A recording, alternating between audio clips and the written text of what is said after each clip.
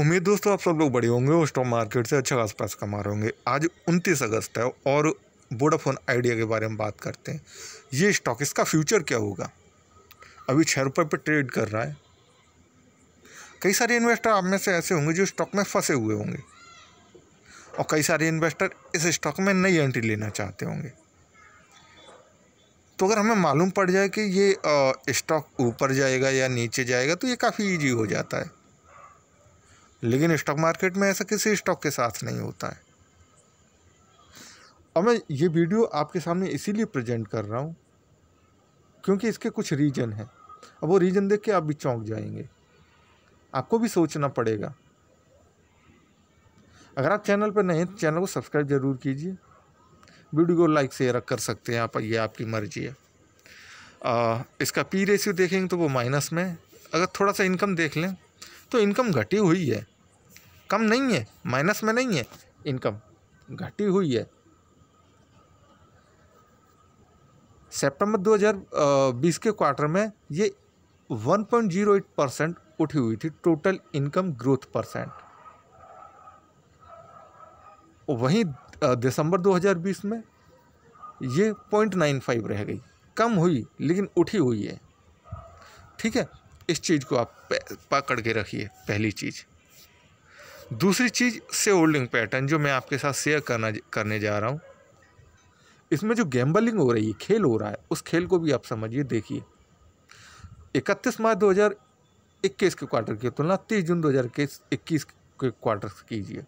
Promoters के पास जो holding है वो तो उन्होंने कस के पकड़ के रखी है, उनसे कोई छेड़छाड़ नहीं की। अब प्रमोटर्स जो भी हैं, अगर मैं न्यूज़ों में जाऊंगा तो फिर आप खो जाएंगे, न्यूज़ों में खो जाएंगे। न्यूज़ें तो बाद में कभी, अभी फ़िलहाल स्टॉक पर ही फोकस करते हैं। स्टॉक का टारगेट क्या हो सकता है, ऊपर जाएगा नीचे जाएगा क्या? और अगर आपके कोई क्वेश्चन है तो आप कमेंट कर सकते हैं, आपके कमेंट को मैं देखूंगा और उस हिसाब से अगर ज़रूरत भी पड़ी तो मैं वीडियो भी बना दूंगा। प्रमोटर्स ने अपनी होल्डिंग को कस के पकड़ के रखा है, सो प्रमोटर्स की तरफ से कोई दिक्कत नहीं है। जब आप से होल्डिंग पैटर्न देखते हैं तो चीज़ों को ज़रा समझिए। हालांकि आप देखना जानते होंगे, वो ठीक है, अच्छा है। यहाँ पे गिरवी रखे हुए शेयर कुछ भी नहीं दिखा रहा, जो भी अपडेशन है अब तक। एफआई के पास जो होल्डिंग है, इन्होंने अपनी होल्डिंग को कम किया है। मैं अगर इसे इंडिकेट करूं तो 31 मार्च 2021 के क्वार्टर में इनके पास 4.60% की होल्डिंग थी, जो इन्होंने घटा के 4.20% पर ले आए। वहीं इससे पहले देखिए 31 दिसंबर 2020 के क्वार्टर में इनके पास होल्डिंग बहुत ज़्यादा थी, 6% के करीब, 6.08%, और उससे भी ज़्यादा सितंबर के क्वार्टर में। तो ये कंटिन्यूस अपनी जो होल्डिंग है उसे कम कर रहे हैं। वहीं जो डीआईज हैं, उन्होंने अपनी होल्डिंग को उठा दिया, बढ़ा दिया है। 1.07% से ये उठा के अपनी होल्डिंग 1.30 ले आई। इन्होंने अपनी होल्डिंग को उठाया है। और जरा देखिए कि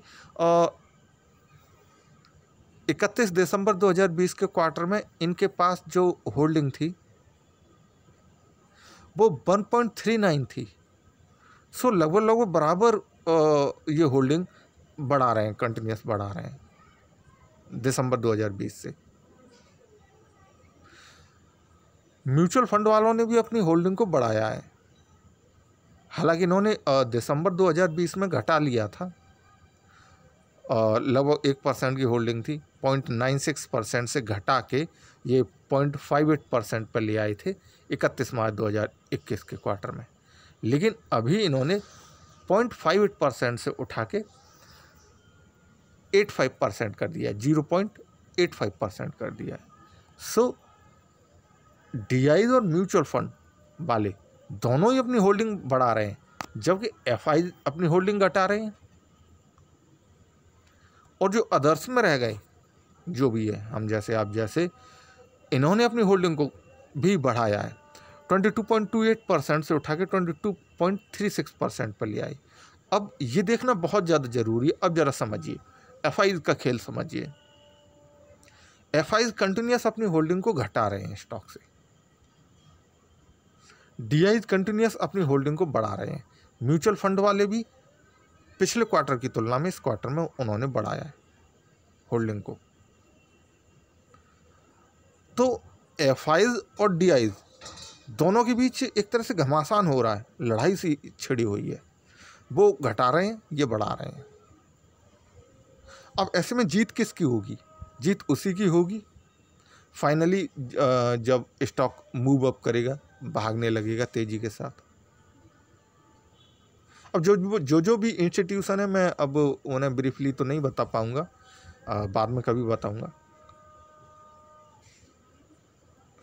तो अगर एफआईज अगर गैम्बलर हैं तो डीआईज भी कम नहीं है, लेकिन डीआईज की जो इम्पैक्ट होता है किसी भी स्टॉक पे, वो होल्डिंग बढ़ाएं घटाएं, उसका असर बहुत कम पड़ता है।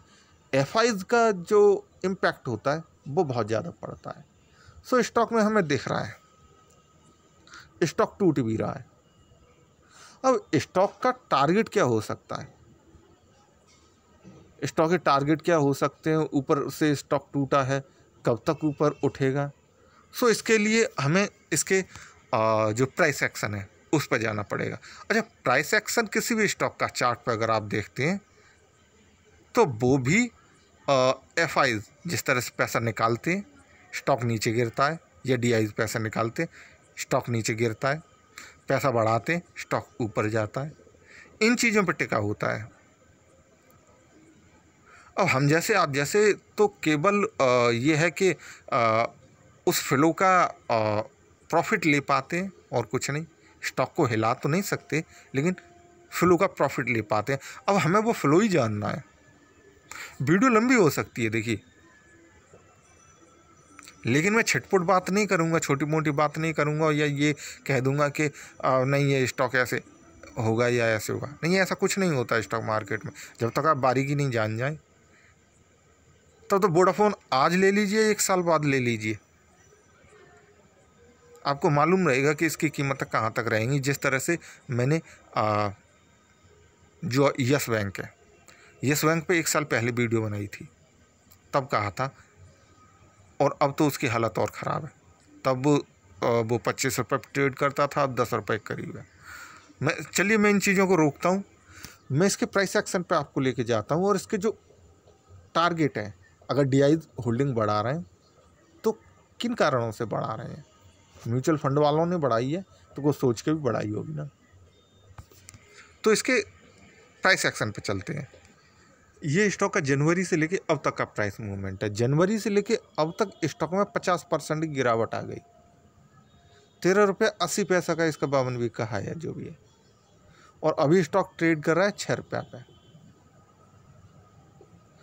तो स्टॉक ऊपर से नीचे ही गिर रहा है। इसमें जो एफआईज जिस तरह से अपना होल्डिंग घटा रहे हैं उसका असर हमें दिख रहा है। एफआईज होल्डिंग घटा रहे हैं, स्टॉक नीचे गिर रहा है, लेकिन डीआईज अपनी जो होल्डिंग बढ़ा रहे हैं उसका क्या पर्पज है? स्टॉक किसी टूटते हुए स्टॉक में उन्हें इन्वेस्ट करने का क्या बेनिफिट है, फ़ायदा है, या म्यूचुअल फंड वालों को क्या फ़ायदा मिल रहा होगा? तो कुछ सोच के वो बढ़ा रहे होंगे, शायद इसका फ्यूचर कुछ ब्राइट है,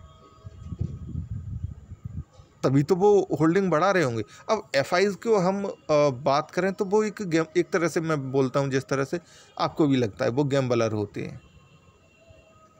उन्हें तो बस आज पैसा डाल के कल निकालना है, या इस स्टॉक में पैसा डाला, इससे प्रॉफिट नहीं बना, दूसरे स्टॉक में डाल दिया। हालांकि डीआईज भी करेंगे, म्यूचुअल फंड वाले भी करेंगे, लेकिन डीआईज नेक्स्ट जो इसका अपकमिंग फ्यूचर है शायद उसे ब्राइट देख रहे होंगे। ये तो इसका 6 महीने का प्राइस मूवमेंट था, उस बेस पे जो भी कुछ मैंने बोला, और स्टॉक जिस तरह से कर रहा है। अब मैं इसके 3 महीने का प्राइस मूवमेंट लाता हूँ आपके सामने, जो आपको क्लियर कर देगा स्टॉक देखिए क्या कर रहा है। इसने अपना 4 रुपया 54 पैसे का, 54 नहीं है 55 कर दे रहे हैं, 5 अगस्त को लो बनाया था और फिर फटाक से ऊपर उठ गया। अब यहाँ पे आपने बाइंग की होगी तो ठीक है, अच्छी बात है। 8 रुपये पे आप बेच सकते थे, अभी बेच सकते हैं, ये आपकी मर्जी, या होल्ड रखना चाहते हैं वो आपकी मर्जी है। स्टॉक ऊपर जाएगा कि नहीं जाएगा, मुद्दे की बात ये, हम कहाँ से खरीदें। अब जो शुरुआत में मैंने बात कही थी कि हम स्टॉक को खरीदें या ना खरीदें तो किन कीमतों से खरीदें, अब वो वाली बात निकल के आती है। अब उस चीज़ को ज़रा देखते हैं। स्टॉक में जिस तरह से 4 रुपया से 4.5 रुपया से अभी 6 रुपया ट्रेड कर रहा है। इसने जो नेक्स्ट अपना हाई बनाया था 7 रुपया का, मोटा मोटी कह सकते हैं 7 रुपया या 7.5 रुपया का, वहाँ से फिर टूट रहा है। मैं 1 महीने का प्राइस मूवमेंट लगाता हूँ, ये चीज़ यहाँ पे आपको दिख रही होगी। अच्छा, इसका बेनिफिट क्या है, मैं आपको बता रहा हूँ इसका बेनिफिट क्या है। मतलब मैं तो बोल रहा हूँ, आप सुन रहे हैं, इसका बेनिफिट क्या है। इसका बेनिफिट ये है कि देखिए स्टॉक में जो छलांग आती है, स्टॉक में जो जंप आती है, वो सडनली जंप आती है छोटे स्टॉक्स में। और जंप से पहले अगर हम स्टॉक में, किसी भी स्टॉक में, केवल अगर मैं आइडिया की बात करूँ, ऐसा ज़रूरी नहीं है वो आइडिया ही हो, किसी भी दूसरे स्टॉक में जंप आएगी, अचानक आएगी। जंप से पहले अगर हम एंट्री ले लेते हैं, इन्वेस्ट कर देते हैं तो ठीक है। और जब वो टूटता है तो भी अचानक टूटता है, तो गड्ढे में भी अचानक ही जाते हैं। तो इसीलिए मैं बोल रहा हूँ, ज़्यादा मैं बोलता हूँ और डीपली बताने की कोशिश करता हूँ। तो अभी तो फ़िलहाल स्टॉक में ये कहें कि प्रॉफिट बुकिंग हो रही है, नहीं हो रही है। स्टॉक एक ही कीमत पर ट्रेड कर रहा है, ठीक है। प्रॉफिट बुकिंग हुई थी, स्टॉक ऊपर गया था 7 रुपया तक, फिर वहाँ से 1 रुपया नीचे आया 6 रुपया, लगभग इसी कीमत पर ट्रेड कर रहा है। अब अगर आप एंट्री लेना चाहें तो इसका जो 18 अगस्त का जो उछाल था, ये जो बॉटम है, जब मैं वीडियो बना फिंगर टिप से इसे इधर उधर करता हूँ कर्जर को, तो प्राइस में थोड़ा सा इधर उधर हो सकता है, इग्नोर कर दीजिए। अगर आप इसमें नई एंट्री लेना चाहते हैं तो याद रखिए, स्टॉक अगर 5 रुपया 59 पैसा, ये से 5 रुपया 50 पैसा ही मान लेते हैं, 5 रुपया 50 पैसा से स्टॉक नीचे जाता है तो रहने दीजिए, दूर हट जाइए स्टॉक से। स्टॉक और भी टूट सकता है, टूटते हुए स्टॉक में इन्वेस्ट करने का कोई बेनिफिट नहीं, कोई फ़ायदा नहीं। लेकिन अगर आप इन्वेस्ट करना ही चाहते हैं, क्योंकि 50 पैसा ही तो ऊपर है, तो आप सेम जो मेथड मैं यूज करता हूँ और बताऊँ 30% करके अभी स्टॉक को बाय कर सकते हैं। अगर ऊपर जाता है तो ठीक है, अदरवाइज ये स्टॉक आइडिया का जो इसने लो बनाया था 4.5 रुपये का, इसे नीचे चला जाता है तो जो आपने जितना भी 30% इन्वेस्ट किया है छोड़ दीजिए, उसे या तो लॉन्ग टर्म में डाल दीजिए, होल्डिंग पर डाल दीजिए, वो आपका पैसा गया। जब इसमें रिवर्सल आएगा तो वो 30% आपका दे जाएगा। लेकिन जब ये स्टॉक ऊपर की तरफ जाए 8 रुपया 9 रुपया 10 रुपया, तो फिर 30%, फिर 30% और बाकी का 10%, ऐसे करके आप 100% से ख़रीद सकते हैं। काफ़ी सेफ मेथड है, इससे बेहतरीन मेथड और कुछ हो ही नहीं सकता है। क्या हो सकता है? एक चीज़ और मैं दिखाऊंगा आपको।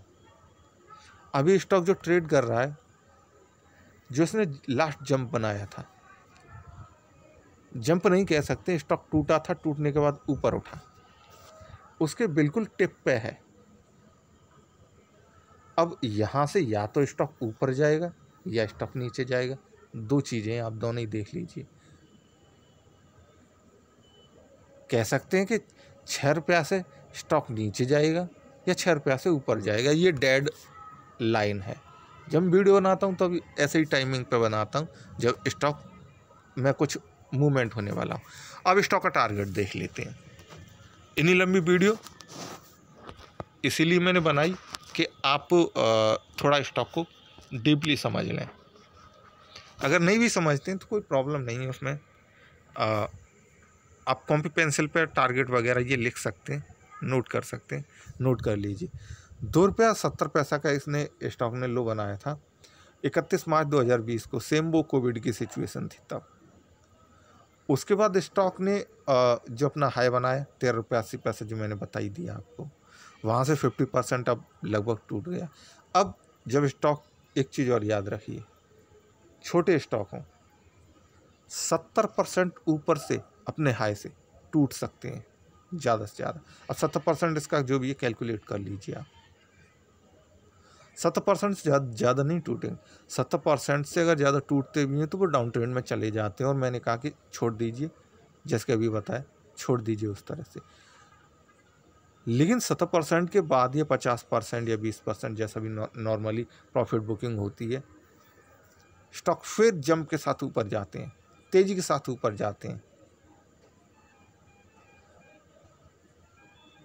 तो बड़ी सेफली, सुरक्षित तरीके से आप पैसा लगाइए और पैसे से पैसा बनाइए। 6 रुपये पे एंट्री लीजिए, 6 रुपये से कम कीमत पे आपको मिल रहा है, वहाँ पे एंट्री ले लीजिए। और उसके बाद जो इसका पहला टारगेट होगा वो 13 रुपया अगर 80 पैसा भी नहीं हुआ तो इसका जो 30 जून 2020 का हाई है 12 रुपया 60 पैसा। स्टॉक को पहले यहीं तक आने दीजिए, 12 रुपया। आप 50% आप प्रॉफिट बुक कर सकते हैं या फिर होल्ड कर सकते हैं, या फिर यहाँ से क्वांटिटी इंक्रीज कर सकते हैं जिस तरह से मैंने बताया। अगर स्टॉक 12 के बाद फिर 13 रुपये 80 पैसा और फिर 13 रुपये 80 पैसा तोड़ेगा, फिर तो आपको मालूम ही पड़ जाएगा हाँ स्टॉक रिवर्सल ले रहा है। अब ये मैंने मैक्सिमम प्राइस मूवमेंट लगाया ये दिखाने के लिए कि स्टॉक हाँ स्ट्रगल कहाँ कर रहा है। ऑनेस्टली स्ट्रगल 2 रुपया और 13 रुपया के बीच में कर रहा है। ऊपर गया 2 रुपया से 13 रुपया, 13 रुपया से भी 6 रुपया। इस चीज़ को आप समझ जाइए, ठीक है। ये चीज़ आप समझ गए। उसके बाद स्टॉक जब ऊपर उठेगा 13 रुपये से, और मैं लाइनिंग के थ्रू अगर आपको समझाऊँ ज़्यादा बेस्ट रहेगा, क्योंकि होता है कभी कभी नहीं समझ में आता है। तो 13 रुपये के बाद 15 रुपया, और फिर यहाँ पे आपको जिस तरह से स्टॉक टूटा है, स्टॉक जिस तरह से टूटते हैं उसी तरह से ऊपर भाग जाते हैं। बस यही एक रीजन है, या हो सकता है, अब मैंने तो किसी म्यूचुअल फंड वाले से पूछा नहीं है, या मैंने किसी DI से या बड़े इंस्टीट्यूशन से तो पूछा नहीं है कि भाई तुम क्यों पैसा लगा रहे हो जब FI पैसा निकाल रहे हैं। तो ये वो रीजन हो सकता है कि स्टॉक दोबारा से रिवर्सल ले, और जिस तरह से पॉजिटिविटी है इंडस्ट्री में, टेलीकॉम इंडस्ट्री में, शायद स्टॉक में कुछ रिवर्सल आए। ये on the basis of price action, everything which I am telling you. अच्छा, इसके बाद जो हमारा टारगेट बैठ जाता है, हम इस टारगेट को नहीं रखेंगे, यहाँ पे नहीं रखेंगे, 62 रुपये आप नहीं रखेंगे। स्टॉक वहाँ तक नहीं जाएगा, स्टॉक उधर से वहाँ से पहले ही ऊपर नीचे हो जाएगा। मतलब प्रॉफिट बुकिंग उसमें स्टार्ट हो जाएगी। जिनने 2 रुपया पे एंट्री ली हो, 4 रुपया पे, 6 रुपया पे, 8 रुपया, वो पहले ही से ही प्रॉफिट बुक करना चालू कर देंगे, लगभग 40 रुपया के आसपास। तो आप इसका 40 रुपया या उससे 1-2 रुपया नीचे दूसरा या तीसरा टारगेट रख सकते हैं। तो ये तो रहे टारगेट। अब 40 रुपये ही काफ़ी है, बाकी के टारगेट मैं फिर कभी बताऊंगा। तो आइडिया का स्टॉक भागा तो कुल मिला के 40 रुपये तक भाग जाएगा। अब आप भी वेट कीजिए, मैं भी वेट करता हूँ। टेलीकॉम का स्टॉक है। अब एक जो मैं बोनस स्टॉक आपको बताने वाला था, देने वाला था, उसका भी नाम देख लीजिए। यह है कावेरी टेलीकॉम प्रोडक्ट्स। देखिए इसे जरा, और फिर उसके बाद जो भी है कमेंट मुझे कर सकते हैं आप। इस स्टॉक के बारे में जो भी अपनी आपकी राय है, स्टॉक में इन्वेस्ट करें या ना करें, वो आप देख लीजिए।